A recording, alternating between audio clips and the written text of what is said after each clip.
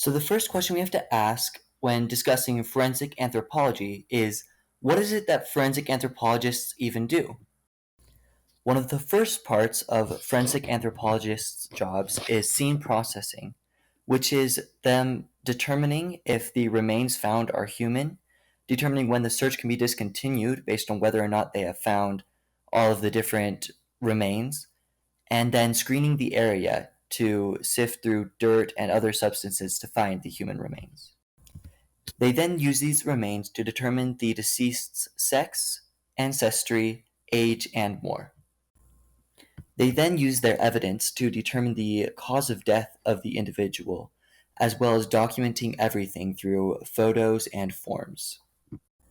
Now let's focus on the idea of determining the cause of death. Anthropologists have determined 6 different classifications for different types of death, being natural death, accidental, suicidal, homicidal, unclassified, and undetermined. Now we get into the actual process of determining the cause of death.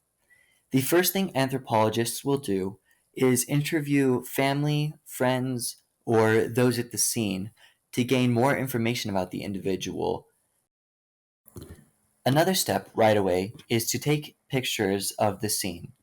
This way, when people are performing examinations later, they can look back at the original scene to gain more information.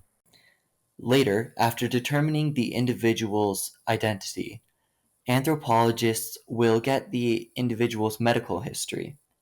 This allows them to determine if there were any possible medical conditions, past or present, that could have affected the death or been the primary cause of death.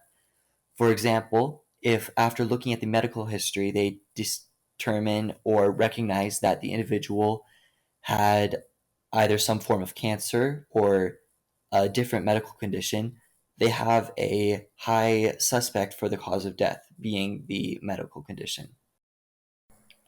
The forensic anthropology team will then conduct 2 different examinations on the body. The first is an external investigation.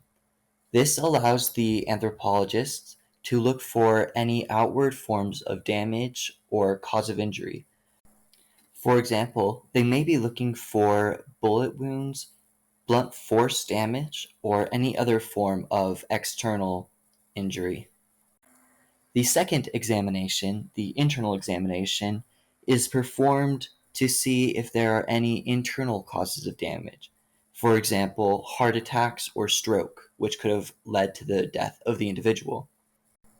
Finally, only after all of these different steps have been completed, the anthropology team determines a cause of death for the individual. They base their determination off of the different pieces of evidence they gain, such as the witnesses at the crime scene, the examinations of the body, as well as the victim's past medical history.